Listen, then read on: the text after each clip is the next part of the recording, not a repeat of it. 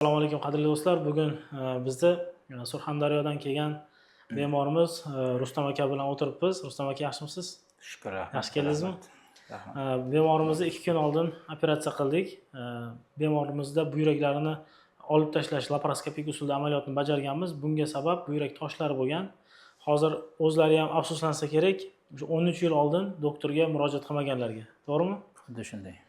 Bemorimizda 13 yil oldin toshlar borligini sezganlar, qattiq og'riqlar bo'lgan, lekin doktorga murojaat qilmaganlar. Hozir o'zlari aytib beradilar aka. Bu tosh yoshligimdan bor edi. Yoshligimdan og'riq berib yurardi, keyin shu 10 yilcha bo'lib qoldi, men og'riq bermay qo'ydi. U tugab bo'lgan ekan. Ana shu Toshkentga keldik. Sizni izlab topib shu yerda qildik. Toshkentda summalar ochiq katta ekan, to'g'risi ham. To'g'risi, juda katta ekan operatsiya. Sizlar meni kelishtirib, arzon qulayroq berdilaringiz. Xursandmiz. Rahmat. Hech nimani sezmadik. Eng zamonaviy nima deydi, operasion zalga kirib operatsiya qildi. Operatsiya xonalarimiz yoqdimi sizga? Hamma sharoitlar yaxshi. Pitaniyalar restoranskiy. Borini aytyapman endi. Hozircha mana shu 2 kunda shu ahvolga kelib qoldim. Allohga shukr. Nasib doim ishlaringizda sizga ham rivojini bersin. Rahmat.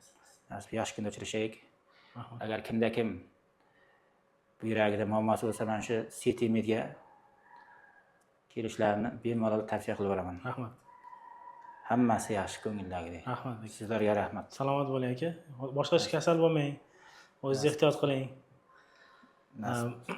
Mana do'stlar, o'zlaringiz ko'rib turibsizlar. 13 yil oldin bemorimizni buyraklari og'riq bergan, tosh borligini signal bergan, lekin bemorimiz befarqlik qilganlar, yoshlik qilganlar. Mana hozirga kelib, mana 13 yildan keyin afsuslanib o'tiribdilar.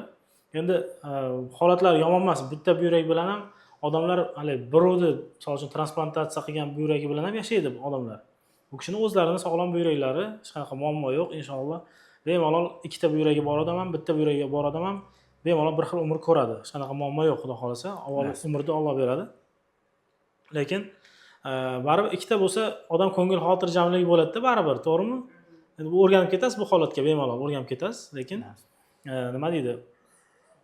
O'shanda toshni olib tashlagan qayerda-yu, buyrakni olib tashlagan qayerda, misol uchun-da. Shuning uchun vaqtida doktorga murojaat qilinglar. Har qanday kasallikda prostata bo'ladimi, tosh bo'ladimi? O'shanda har bitta kasallikni davolagandan ko'ra oldin olgan yaxshiroq. Salomat bo'linglar.